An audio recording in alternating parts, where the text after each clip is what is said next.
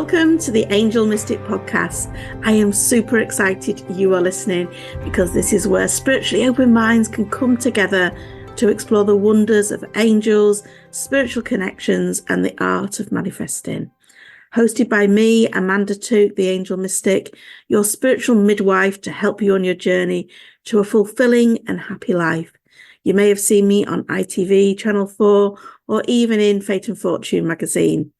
In each episode, we will delve into the mystical world of angels, offering you insights, guidance, practical tools to deepen your connection with the upstairs so that you can find inner peace, happiness, joy, and create the life that you want. Tune in for weekly, fun conversations, transformational insights that will elevate your spiritual journey and awaken your inner mystic. Please hit subscribe now as we embark on a transformational adventure with the Angel Mystic Podcast. Just a quick interruption before we start this podcast to tell you about something I know you're not going to want to miss. On the 22nd of July, we have got a free training happening called Magical Manifesting. It's a little 3-day training that you can come and take part in to take your manifesting to the next level. It's all about how you can manifest with so much ease, so much flow, and really get what you want from your life. So make sure you check it out. It's in the show notes for you now. And now let's do the podcast. Welcome, Beth. Thank you so much for coming on my podcast. I'm so excited to talk to you. I love our chats that we have, and we've been connected for some years, but some exciting things have been happening for you because you're now known as the pet psychic, aren't you? Oh, I'm really delighted to be on your podcast, Amanda. And yeah, we have known each other some years now through our mutual love of psychic things. But my journey really started from being a pet psychic from a child. And that has grown into exciting opportunities for me, and even having my own TV show lately. So lots of things has happened, but people tend to forget that I've been doing this really since childhood and really helping people with their pets for over 20 years. So it's not like all of a sudden it's all happened. It's been going on for a long time, and I've done my own radio show for sort of since 2010, and really being there to prove to people that animals are very telepathic, animals are very psychic, and you can tune into them to find out how they feel, what's going on for them, their background, behaviour issues, what they think of you, what they think of their lives. So it's a very useful tool, and it helps to see your pet from a new perspective. It is, and it's an amazing thing to do because I know so often we think, oh, I wish my dog could understand, or I wish I knew what my dog was thinking. I know I've certainly sort of thought those things in the past. And, you know, you're just proving that they do know, they do understand what we say, don't they? And you are also able to tune into them. You know, you have an amazing ability to do that. I mean, we are both psychics, but we work in very different ways, don't we? Yeah, and I think most psychics do all have their individual gifts, and the way that they work is different to other people. But obviously I do readings for people, and I love oracle cards and tarot and mediumship. But my real passion and how it all started for me is through the pets and knowing their thoughts and their feelings and what's going on for them. And I realised that animals are very psychic. So they also know a lot about their owners and can make predictions for their owners about their future. And I always find that that is a really fascinating part of my work. Like, what is that pet going to tell me about their owner, and where does their owner go from here, and what's coming up for them? So not only are they very self-aware of like their own bodies and what's going on for them and their own environments, they also know a lot about their people, and they know if their person is having a good day or a bad day. And I think we all sense that with our animals. Like if we're feeling a bit sad or upset, often your cat will come and get on your lap, or your dog's licking your hand and trying to comfort you in some way. So I think most people understand that side of that empathy that animals can share, and that compassion that they give us. And also, if we're excited or we've had some good news and maybe we're on a bit of a high, you know, your dog might start jumping about and like joining in with the happiness, and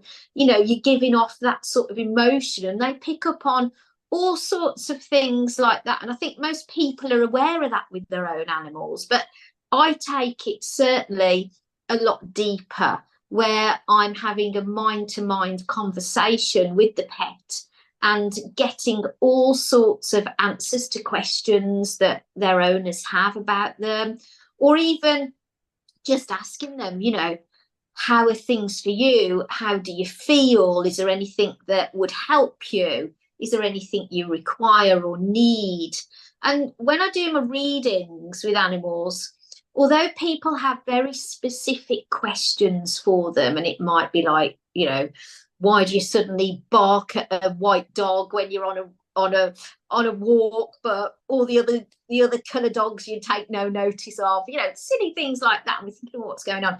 But often I like to just say to that animal, what do you want to share with me? I often make it a very open-ended question, because then I'm allowing them to put into my mind anything that could be puzzling them, upsetting them, anything that they want to say. So I'm not always just putting them into one sort of thought process that we're only going to concentrate on that. It's like if you're talking to a person and you just keep asking them the same question, it can be frustrating, and sometimes somebody's dying to tell you about something else, but you're not giving them that opportunity. So often my first sort of way of communicating with them through telepathy is say, what do you want to tell me? Get that out of the way, and then I'll start asking them specific things that their owner is sort of really wanting to know. But what I've found is that some people obviously are quite skeptical about it. And so then I'm saying, right, just give it a go, you know, have a go. You've got nothing to lose. But even when I meet people, like, because obviously I've been here, there and everywhere lately, some people say to me, oh, like, you know, I just don't get it. How can you talk to an animal? How can an animal know what's going on for you or predict anything in the future? And they're being quite skeptical. And within about 2 minutes of having a conversation with them, they're like, but I don't believe in it. But here's a picture of my dog on my phone. So could you just have a look at him for me? And you know, see what you get. And I think, well, you just said you're skeptical, but now you're showing me a picture. Come on, you're obviously very curious, and you obviously want to learn more about this. So I wrote a book a couple of years ago because my belief is that I'm not the only one who can do this. There's loads of people who've got this ability, who've got this skill. And I think if you're open-minded and you're an animal lover, you can give it a try. And I've broke it all down in my book, made it nice and simple for you to understand. And there's lots of tips and a process, which I call my PACT method, psychic animal communication technique, way of working, that you can do yourself and have a go yourself and see how you get on with your own pet. But then I thought, do you know what? Wouldn't it be great if I included pictures in that book and exercises of animals that you don't know? So there's lots of pictures in there of animals that obviously are not your own. So there's pictures, and then I ask you to tune in, ask them about their lives, how they feel, then ask them some specific questions. And I've put the answers in the back of the book. So then you can go and check what you've picked up.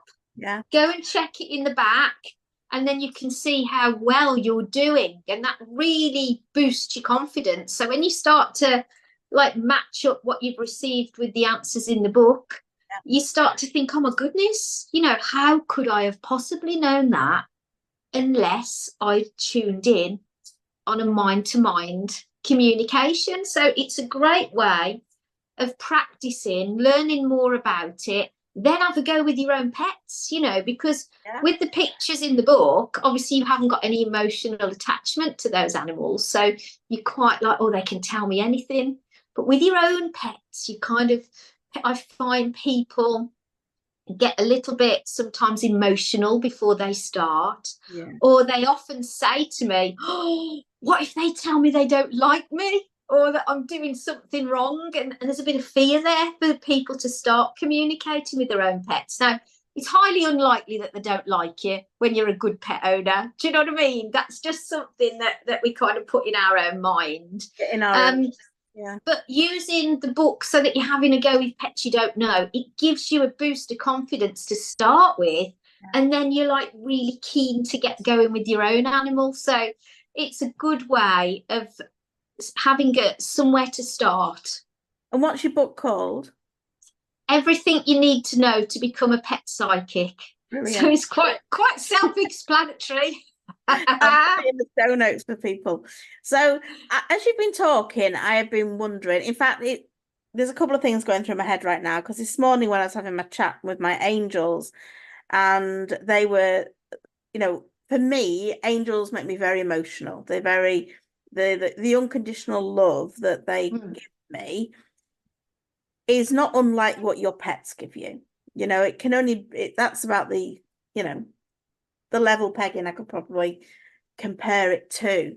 But there's that sort of connection that's sort of joining up for me right now. But I would also wondered what your thoughts are on when we are using our psychic skills, whether it's with people, pets, or whatever. We've got clairvoyance, clairaudience, claircognizance, clairsentience as the main four. Do you think pets, because they don't speak and communicate the way that we communicate, do you think that's maybe why they're more psychic and more in tune? Yeah, definitely. I think because they are using telepathy and their sixth sense, if you like, all of the time. There isn't, obviously they do make verbal noises, most animals do, and those noises can be a communication between each other and between us. Your dog might look at you and bark because they know that you give them a treat at 11 o'clock in the morning, and they anticipate it. Animals often kind of have a really good body clock, and might start looking at you and making a physical communication, by barking or meowing or whatever it might be.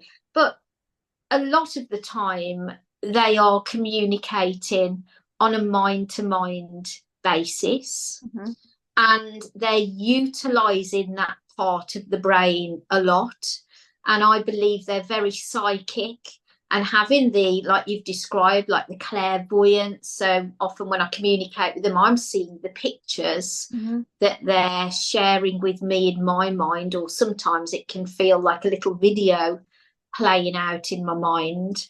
And the audio, the clairaudience, I'm hearing words, hearing phrases. Sometimes I get dates and even people's names or other animals' names. And the feelings and the inner knowings, if you like. Even sometimes I get a quick pain, a physical pain within my own body, just very quick, couple of seconds, just enough for me to know what's going on in their body.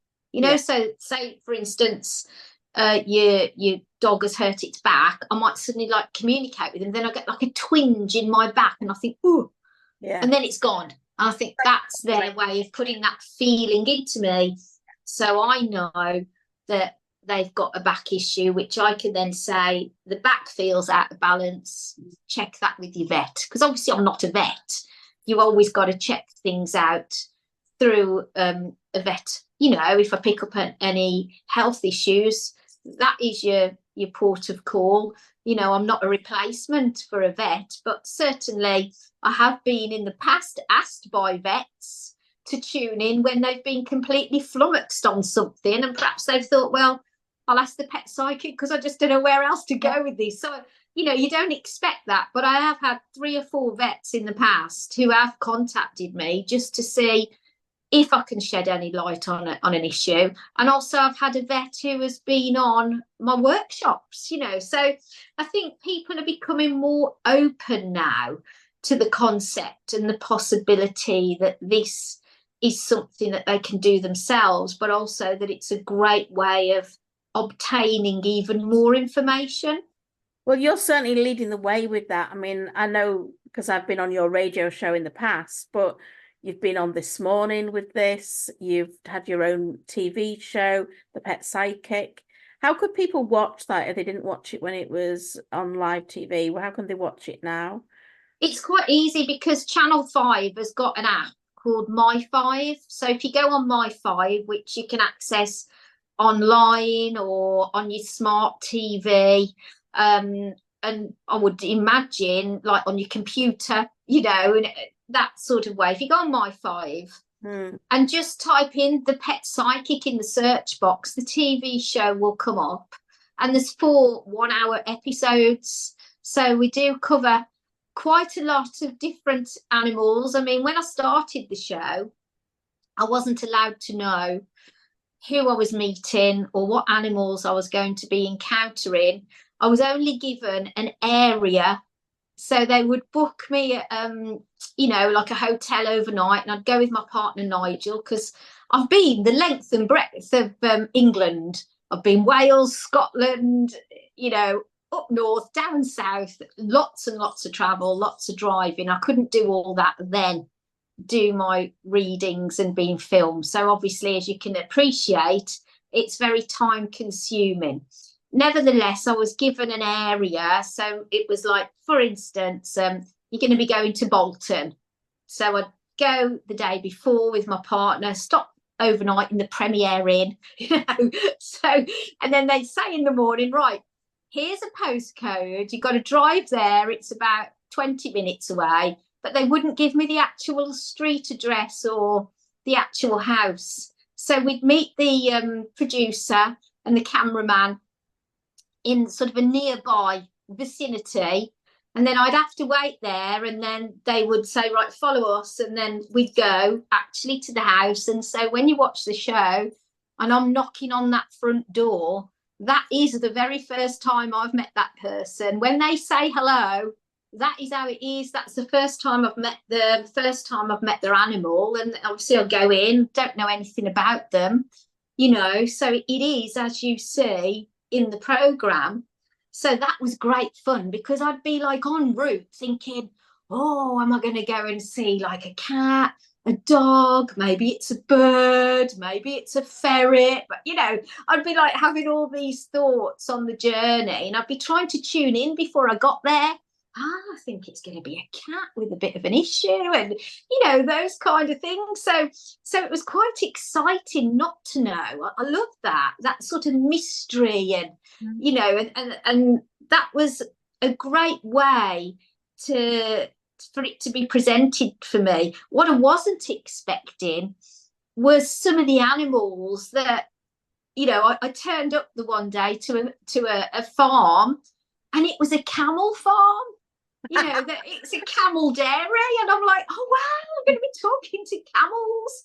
I didn't anticipate that I would be talking to camels, but it was just a fantastic experience. And the guy who ran the camel farm, the dairy, Joe, he was like one of the biggest skeptics on the whole of the show, and you'll have to watch it to see if I can turn him into a believer. Does he actually come onto my wavelength in the end? And it's a really good watch. So I love doing the camels, and they actually gave me, when I left, a bottle of camel milk. Well, at least the hump. I didn't even know you could have camel milk, in all honesty. Neither did I. I didn't know that. And when we were filming, they were making us lovely cups of tea, Earl Grey, with camel milk in it, and it was like nectar from the gods. It was like, whoa, this is like the best cup of tea I've ever had. Because I mean, I'm a really big tea drinker. I love Earl Grey, and the camel milk is delicious. And I found out that it's a superfood. It is so good for you. It's so good for your skin. It's got loads of benefits. And you know, I was just amazed. I had the best day ever when I went there. It was just absolutely incredible. And then I went to see a lady, gorgeous lady, Angela, who had got a ferret, and the ferret had even got her own bedroom at her house. I saw that one. I did see that, yeah. It was amazing. And then I went to see a lady called Claire with a dog called Yogi, which Yogi would not come out of the house for a walk. And if she got him out, he would not turn right. Yeah. And she'd had behaviourists try and sort him out. The vet had given him a clean bill of health. Nobody could get to the bottom of him not wanting to turn right and come out of the house on a walk. And of course, she was so frustrated because all she wanted to do was take a dog out for a walk. You know, as you can imagine, she'd even had the police stop her, asking her, was it her dog? Because she was like trying to drag it, you know, come on, as if she was stealing the dog, and the dog didn't want to go with her. So that's how bad it had become, this problem. So obviously I was asking Yogi, come on, what's going on? Why? What's wrong? And the answer surprised us, that he'd actually been out and heard a great big bang, and he was fearful. It was a fear thing. It wasn't him being awkward or stubborn or lazy. It was stemming from fear, and nobody had understood this from him before. And she actually said that in their previous house where they lived, there was a lot of shooting going on in the fields behind. So then it started to make sense what he'd heard, because obviously what I could hear in my mind from him was a loud bang. So it sounded like a gunshot, but you know, you try and make sense of it and you think, well, he wouldn't have heard a gunshot. So was it a firework, or was it a car backfiring? You know, you start to try and analyse and make sense. But of course, it was stemming from when she lived more in the countryside. And so he sort of was able to share that fear, which helped him release what he'd been holding on to for a long time. He also told me because of that, he developed a lot of stress within his body, and that he said he would appreciate a dog massage. So she went and got him a dog massage. He also said he didn't like his harness, and so she changed and got him a more harness that he'd said he'd like, a soft fleecy harness. Wow. Not just, you know, you get like nylon straps on a harness, which is pretty standard. He said he wanted more like of a softer fleecy one, and I think that's because he'd held a lot of tension in his body. Wow. And so he felt a little bit stiff. So new harness, dog massage, understood what was going on for him. So she put all these things into place, what I suggested. And then we went for a revisit a few weeks later, and the crew would not tell me anything, because I was like, well, is he improved? You know, well, we can't say. We're not telling you. You'll have to go and do the reading and you'll have to wait. So I was like, oh, I'm sure he will have improved. But, you know, you start down this route of like, yeah, it's going to be great and he's going to improve. And then you get like these little niggly doubts in your mind. You're thinking, oh no, what if it hasn't improved? What if he hasn't, you know? So you're like thinking, oh my goodness, let's hope that this has worked. But I was pretty sure it had, but you always kind of doubt yourself a little bit. It's normal. So anyway, we got there and we started filming, and I was in Claire's kitchen and we were having a cup of tea and a chat, and I was asking her, you know, how's Yogi been? Yeah, it's been fine. And then I said, how's it been going with his walking? And she said, do you want me to show you? And I said, well, yes. So obviously we get his harness on, get our coats on, because it was sort of quite cold. It was like in the winter time. And then I'm waiting up the road, and she says, I'll bring Yogi out in a minute and you can see for yourself what he's doing. So I'm sort of stood there being filmed thinking, come on, Yogi, you've got to do this, come on. And she opened the door. She's like, come on, Yogi. And literally, Yogi was just transformed. He came out the house all bouncy and happy, walked up the little drive pathway, turned right, walked up the road. And I was like, oh, Yogi, you good boy, it's really worked. Well, I could have cried. I was just like, Amanda, honestly, I could have burst into tears. I was so delighted. I could see how happy Yogi was and how happy Claire was. And it was like just the best feeling in the world to have such a great success story, and for it all to be filmed so that people can see that animal communication, pet psychic, just listening to that dog, what he wanted and these reasons why he was behaving that way.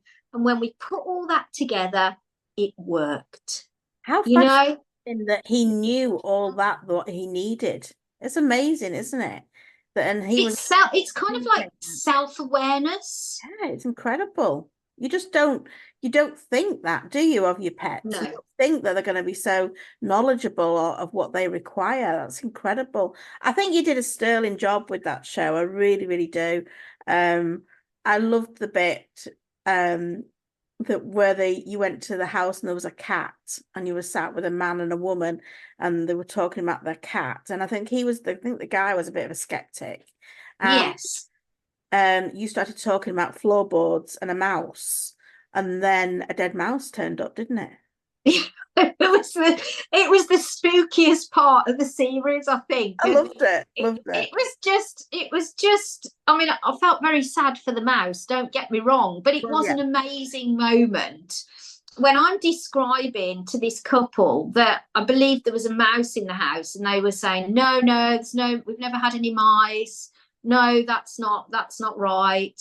I said, well, I can see like a hole in the floor or like floorboards and something going under the floor. And he was going, well, no, we haven't got any holes in the floor. And, and where I was sitting, obviously I've got a camera on the left, camera on the right filming me, a big light in the middle in front of the fireplace, because obviously there's obviously lighting that has to be done for the filming. Yeah. And I'm sort of sat on a diagonal looking at this couple and looking at Liz, and we're sort of talking, and I'm doing the reading for the cat. And then all of a sudden, as I've described this like floorboard and hole that they don't know what I'm on about, all of a sudden the light makes this sort of popping noise and the light just goes out. So we're like in darkness, and obviously your natural reaction is to look at the light like, whoa, what's gone on? And as the guy looks at the light, he goes, whoa, oh, there's a dead mouse there. And we're like, what? Actually, behind the light, obviously if you watch the program, the camera then zooms in. I can't see the dead mouse from where I'm sitting, because it's obviously behind like the light and by the fireplace, and I'm sort of at an angle from that. So I couldn't see it. But when you watch the show, they zoom in and you can see this poor little dead mouse, and we're like, oh my goodness, like the cat knew there was a mouse, and and so people were like sort of contacting me after that saying, oh my God, what about the episode with the dead mouse? That was amazing. Did it really happen? I'm like, yeah. Literally, as you see it on screen, that's exactly what happened. The light went out, his head spun round, and he went, oh my goodness, there's a dead mouse. And I've just been describing what the cat had told me about going and the floorboards and a hole, and that's where the mouse had popped up from. So that was incredible. And then another thing that had happened on the show was that I'd gone to Warwickshire Nuneaton Wildlife Sanctuary and went there to see a guy called Jeff and his daughter Emma, who run this amazing sanctuary And there's all sorts of wild animals there. There was foxes, a badger, loads of different birds. There was even a deer that liked to live in the house, which I do a reading on as well. So that was an amazing thing. But I actually went into the pen with 2 foxes. So I went in with them, and the fox, and obviously Emma said, oh, like, what's he saying to you? And the first thing he said to me was, where's my friend gone? Where's my friend gone? And he was so sad, and he was missing his friend. And Emma said, oh, his friend's passed away. He's passed away. And that grief was coming from the fox. Emma started to cry, and honestly, I had to really get a handle on myself during the show, because the times I could have burst into tears, was unbelievable. And I really had to hold back the tears, because I could feel the grief. I could feel his sadness. And even when you watch the show, you can see the sadness there and what he's going through, where he looked up to his friend like a brother, and they were always together. They slept together, Emma told me, in the same bed. They would cuddle up together. And he really, really was grieving for his friend. And that many people contacted me about that part of the show. And they said, Beth, I was in floods of tears when you did the fox reading. And out of all the animals you think that people would have had great empathy for, it actually surprised me that they had so much empathy for what the fox was going through. So I just felt that was just incredible, that how many people are real animal lovers, and they could see it and they could feel it when they watched the programme. I just had loads of messages about that clip, and it was amazing, because what happened then is that the production company started a Facebook page, which you can go and visit, called The Pet Psychic. I mean, to date, there's 81,000 followers now on that page. But what's great about the page is that they've shared so many clips from the show. So if you haven't got time to sit down and watch the full 1-hour episodes at the moment, or you're busy, if you just go on the Facebook page, you can see loads of little clips from the show on there. There's some amazing things that they've included. There's also a YouTube channel, but you just listen to the name of the YouTube channel. It's called Heavy Petting. Oh, no. So make sure you're careful, go on YouTube and type it in. Just don't type it into your Google search. You don't know what might come up. But it is a funny name, I know, but very memorable. And also, if you go on YouTube and look at and subscribe to the Heavy Petting channel there's loads of clips on there from the show. So you're seeing a lot of the highlights, some of the ups, some of the downs, So it's a great way to sort of get involved and see what I got up to. And some of it's really funny. There's some real funny moments on there that'll make you laugh out loud. And like I said, there's some real sad moments on there as well. But I think anybody who's interested in learning what I do, if they go and watch some of that and just see how it makes you feel. Do you have any kind of emotional reaction to any of these clips and these stories that I do? And if you do, if it makes you feel happy, makes you feel sad, or even just make you feel a little bit curious about things, and you're thinking, is this real? Could I have a go? Then that's your little push to get involved, get the book and have a go yourself, or come on one of my workshops when I finally get round to organising one, which I will do this year. I'm sure you will. I'm sure it'll be packed out. If people have got a pet, like I've got Millie, my little dog Millie, And I've put her in the car while we're chatting so that we don't have her yapping, because if a car comes up the road, she does like to let me know. She also likes to lick me a lot. What would your advice be to me?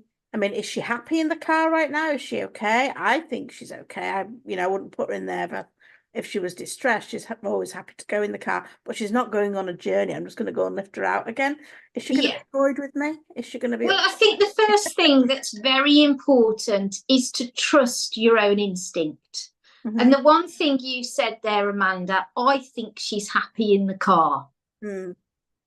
So often you're not to doubt yourself. And that's the first sort of catch that we find with being a pet psychic, that you kind of overanalyze things and you catch yourself out, you start doubting yourself.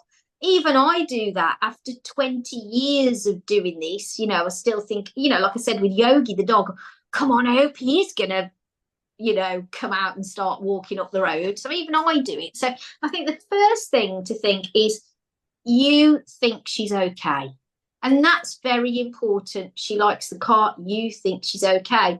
So I think you've got to trust that feeling, first of all, because you know your pet better than anybody else. Okay, you're with them all the time, you know their quirks, their likes, their dislikes, and you've got to start trusting those feelings and your intuition. And often people will say that the dog will look at them and they'll go, oh, I know what she wants. We always go for a walk at 4 and I'm a bit late. I've just looked at the clock and it's 4:15. I know she, so often we sort of say it, but we don't sort of absorb what we're saying. We just take it as normal. Oh, I know what she wants. It's 4:00. She wants a walk. So we're not sort of thinking, oh, this is a psychic connection I'm having. We're just thinking that it's like common sense, or we just know because we know our animals. And I think you've got to start breaking it down to, would I know this in a normal setting, or am I actually receiving messages from my pet? Mm-hmm. So I think you have to start breaking it down. And the easiest way to do that is to start by having the intention that your pet can hear your voice inside your head, because we've all got an inner voice. We've all got it. Okay. And so formulate a question in your mind, and you can do it now, Amanda. You can say, how are you feeling in the car right now? And I want you to formulate that. But firstly, I want you to say in your mind Millie's name 3 times. Okay. So, and that's a way of calling her in, and have the intention that she can hear you. So imagine you're almost like throwing that thought from your mind to hers, a bit like you're throwing a ball and she's going to catch it in her mouth. You're throwing it, it's a sender and it's a receiver. So just say her name in your mind 3 times. And I'll just ask the question, formulate it as words. How are you feeling in the car right now? Now, I want you to observe what comes back. It might even sound like your own voice, and that's fine. It's just your brain interpreting her message and giving it back to you. Or you might see a picture. You might have words. You might have a phrase. You might have a feeling. So now you've asked her the question, how are you doing in the car right now? What is coming back to you? A bit of disappointment that the car's not moved. I'm still here in the car. We're not going anywhere. I thought I was going somewhere. I'm still waiting for you, Mom. Come on, get the keys. Yeah, but you've got to acknowledge that. So, when I tuned in, she said to me, she's good, but like you, she feels like, oh, why aren't you taking me on a journey? Like, what's going on? You know what I mean? So she's absolutely fine in there, but she's hoping that it turns into something else. Yeah. But, she's not struggling in there. She's not uncomfortable. She's doing well in there. And she likes the car, but she's hoping it's going to lead onto a journey. Yeah. So already just through that little bit of instruction, you're starting to pick up messages that you are sending and receiving from her. So that was a really good place to start. And the reason being is that some people, when they start, they've got the animal with them, which is okay, but often people then look for a physical reaction from their pet. So they think, oh, well, if I start talking to them telepathically, perhaps they will like run around the room, or they'll wag their tail, or, and then you get distracted because you're looking for like a physical reaction that they're communicating with you. Sometimes you do get a physical reaction, but often you don't. Yeah. So when you first start out, it's really good, like you've just demonstrated, to be in a different room, where it might be you're at work and your dog's at home and you're just kind of saying, oh, I'll be back soon. Reassurance is really good, you know. Or you can work with a photograph. You don't have to be in, you know, in communication with them because you're in a different room of the house or you're together. You might be 100 miles away, and you can use that photograph as a way of tuning in to that individual. And that's why I've put photographs in my book, because it works on a photograph. It's like having their phone number. So you've got the animal's name, you've got a picture of them, and so you're tuning into that individual. Now, we've just done that as a really simple exercise. Obviously, in my book, I go into a lot more depth. I've got a 10-step method of how to communicate, and we do some tapping on our third eye and, you know, things to get you into a very relaxed state of mind before you start.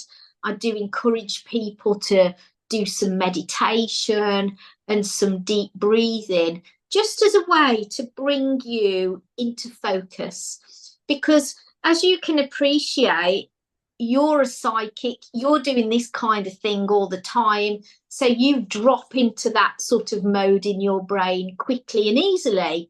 But when you first start out, people get distracted, or they haven't always got the confidence. So to have some instruction is very beneficial and very helpful. But once you sort of learn those skills, it gets easier and easier, like learning to drive a car. When you first start learning to drive, you kind of look around and think, I can't believe all these hundreds of people on the road had to start like me, where you're completely overwhelmed by the experience. Like, how am I going to remember to put my seatbelt on, check my mirrors, check the handbrake, start the engine, put the indicator on, look over my shoulder, find the first gear, take that, indicate. You just think that I'm never going to be able to learn to do all that. Then I've got to change gear and drive down the road and turn the wheel and reverse, and it becomes like, oh my goodness, I need some instructions to help me. So of course you've got a driving instructor who takes you through it step by step. And then now, when perhaps you've been driving for the last 15, 20 years or however long, you literally shut the door of your front door, get in your car, and you drive off without even thinking about it. You're not really sometimes even conscious, are you? You sort of just, you know, you're just sort of in your driving mode, you're doing everything you should, but you're not kind of breaking it all down into bite-sized pieces, like, I'm just approaching an island, so I need to put my foot on the brake, I need to indicate left, you're just naturally driving your car because you've practiced so much. It becomes second nature. And this is how being a pet psychic feels to me. It is second nature. And the more you practice, the easier it becomes. Yeah. Same with me with angels. It's almost like I don't know what else to do but tune into people's angels. As you were talking then, I was wondering about pets that have passed, because when I had my shop, I'm very aware of picking up past pets. So people would walk in, I'd see that they'd have their dog in spirit with them or a cat with them, something like that. Do you do that as well? Yeah, absolutely. Mm-hmm. I mean, to me, when you pass, you just go to another place, your soul exists. And I believe that's the same with animals. And a lot of people talk about something called Rainbow Bridge, which has derived from a beautiful poem, that there is a place where animals all go, and it's called Rainbow Bridge and that. And I kind of have some beliefs in that. But my way of looking at it is that that's kind of like a place where they wait for you. When you pass, then you're reunited and you're together. So I kind of see it as like a holding bay, if that makes sense. Yeah. It's like they're waiting for you there. But the other thing that I am aware of sometimes when I do a reading for somebody, maybe they've had to sadly have their cat euthanized, which is, it's always a horrendous to having to make very big decisions like that, and it's a hard pill to swallow. It really is. And often I've when I have done a reading for them, and I don't like to do it immediately, I think we have to come to terms with the grief and reach a level of some kind of acceptance of the situation. And a reading can be comforting, don't get me wrong, and can prove the existence of the afterlife with evidence. But I've also seen where like somebody has shown me themselves stepping forward, say like the person's father, and has received that animal into spirit, like collected them. And I say, oh yeah, your German Shepherd is with your dad, and so I've also seen that. So it's interesting to me that sometimes when I connect with animals in spirit, it's like I'm seeing them in like a Rainbow Bridge place, waiting for a human, if you like, or other animals to join them, because animals have also got love for other animals, and they can be reunited in spirit that way, but also reunited with people in spirit. So I believe, in a nutshell, that we all go to the same place, and that we're all together when we pass. And when I bring through an animal that has crossed over, the communication is very similar to when I'm telepathically communicating, but there is a difference, and that difference is obviously they are not having any difficulties physically, because when we cross into spirit, we no longer have that physical body. So we're not having aches and pains or health issues in the same way. So often I see them and feel them with a sense of like freedom, like they've been released from perhaps a painful issue. So that's kind of how I sort of see it in a different sort of communication light. Is in that way, but really the communication does still seem very similar. You're still getting words and pictures and feelings and emotions. So it's a privilege to reunite somebody with their pet that's crossed over into spirit, and it can be very comforting. And often people carry tremendous guilt when they've had to make a decision about euthanizing a pet, and we beat ourselves up, and that decision is never made lightly. And I can never tell anybody what to do. Some people contact me because they're at the point of, do I make that decision? Don't I make that decision? That's not my decision to make, and I will never tell anybody what they should do in that scenario. You need to trust your gut in that scenario. And I always say, when that decision comes and it needs to be made, you will know. You do. You do know. You do. Something tells you this can't go on any longer, and I have to make that choice. It is. Well, it's not really a choice, is it, anymore? It becomes that you have to do it, that it's not a choice. Yeah. And you need to trust that and know that you are doing that because you love your pet so much that you need to release them from what they're going through. And that comes from the most love you can ever have for your pet, because you can't watch them suffer. And sadly, I had to make that choice last September for one of my little dogs, Tilly, who was the most beautiful, kind, gentle, delightful little dog I have ever known. Cross Chihuahua with the Jack Russell, only tiny, and she loved other dogs, and even dogs that were nervous. She was so gentle with them. She sort of would sense a nervous dog, and people had come up to me and say, well, my dog won't go near other dogs, but she's actually responded to your little dog on a walk, and I said, yeah, because she's like a peacemaker, and she was like a mediator, and she could win other dogs round. And my other dog, Misty, you may have seen do a bit of who's an escape artist on This Morning and stole Ainsley Harriet's chicken that he cooked for that's another story, and you can Google it and watch. That's hilarious.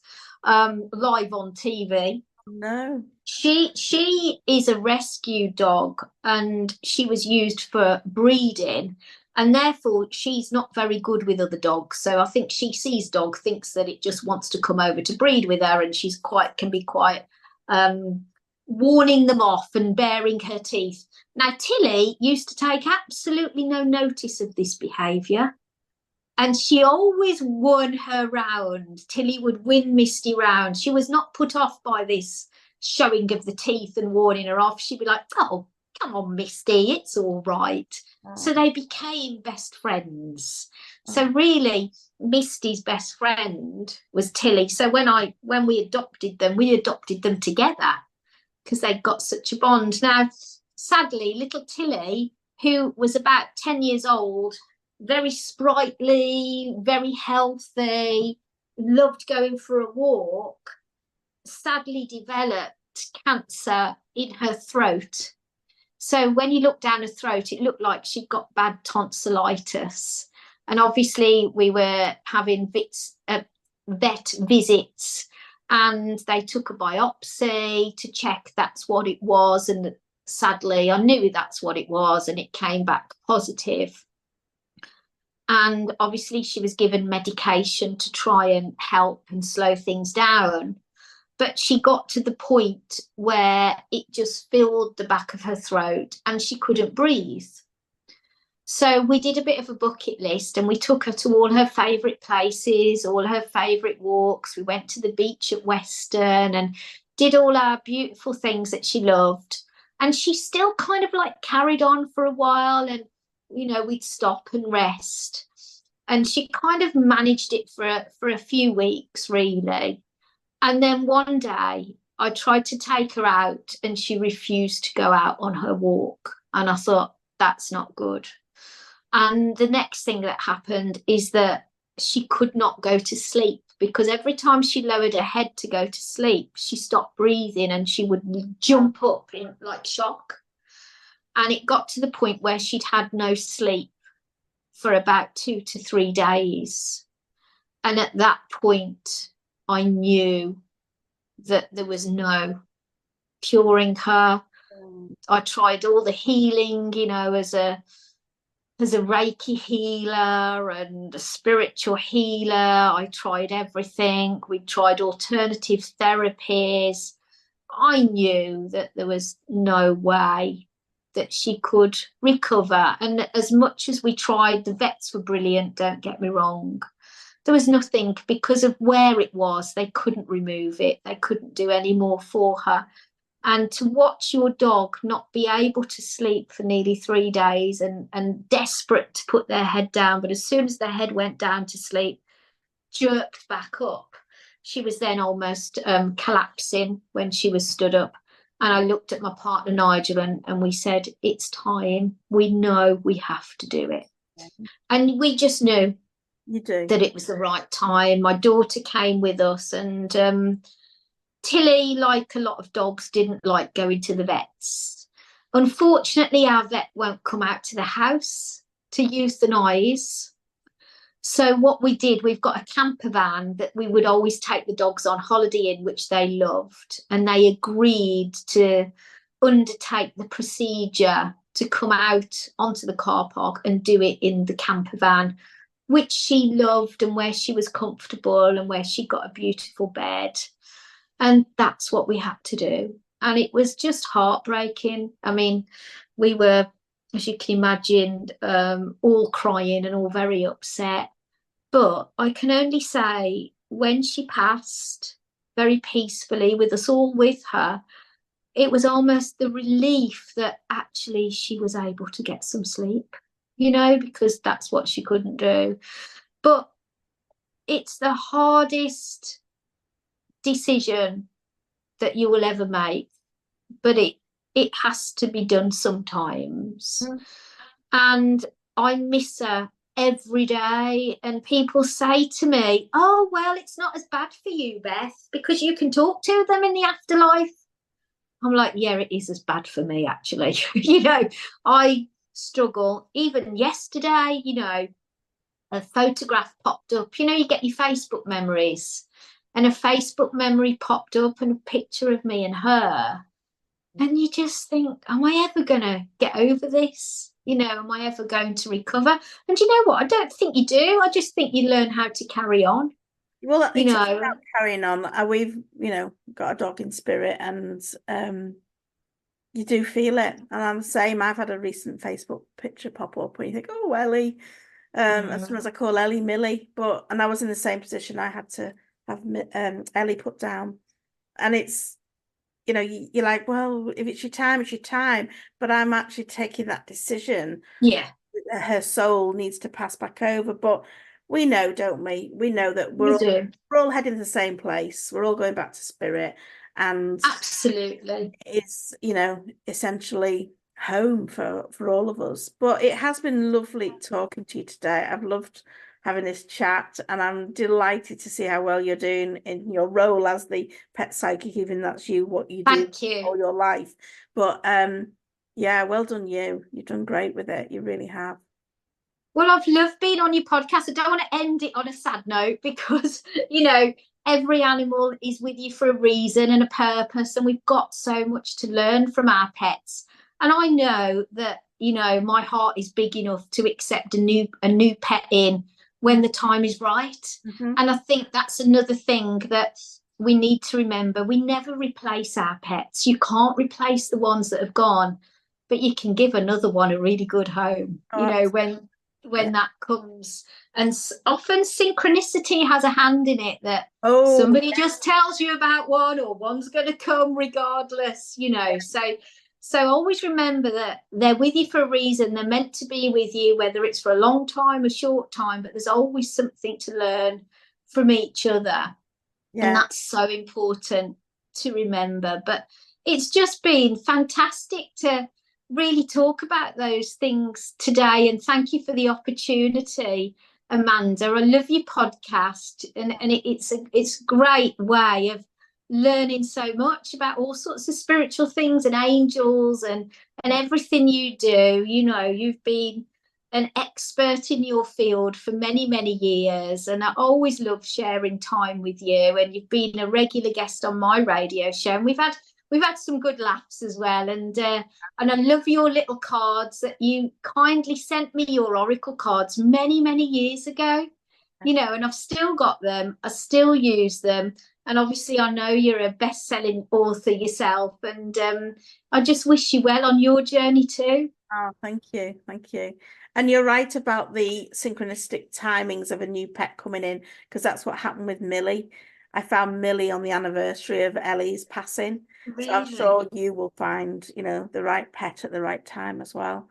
Absolutely. Me hairs on my arms are standing up when you say that. I've got the shivers. Yeah, but we will chat again soon. And, who knows, you may want to come back on. I'd love to come back on. chat about this forever, can't we? We just love this sort of conversations. It's been so nice to talk to you. And I will And put you. all your links in the show notes, but just say again where people can find you. Facebook is Psychic Beth. You can have a look at the Pet Psychic page on Facebook as well and follow that.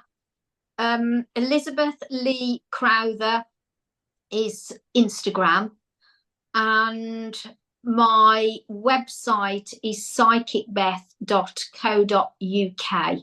My book is on Amazon. Well, I've got 2 books. I've got Life by Numbers by Elizabeth Barber, which was my first book, which is all about the numbers you see and what they mean. So that's an interesting read.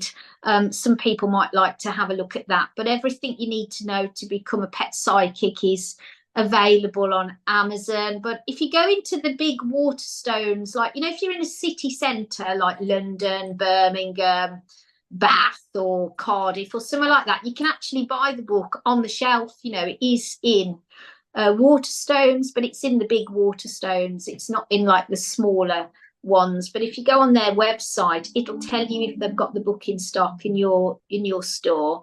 And I know other shops stock it as well. So if you're not somebody who likes buying online, you can actually go into a bookshop, and if they haven't got it, they will order it in for you. So if you have got it, please leave me an Amazon review, because it really helps. Definitely helps. Oh, thank you, Beth. We will talk again soon. Thanks for your time today. Bye. Thanks, for now. Amanda. Take care. Bye. Bye. I hope you've enjoyed this episode. If so, please hit follow and share my message by sharing with your friends. It would be amazing if you can leave a review. All this will help, and it activates the universal law of the more you give, the more you receive. So it's a win-win. You can find more good stuff between episodes over on social media. Just search The Angel Mystic on Facebook, Instagram or TikTok, or check out the links in the show notes. I'd love for you to connect more over in my free group in Abundance Manifesting, all on Facebook. I hope to see you there.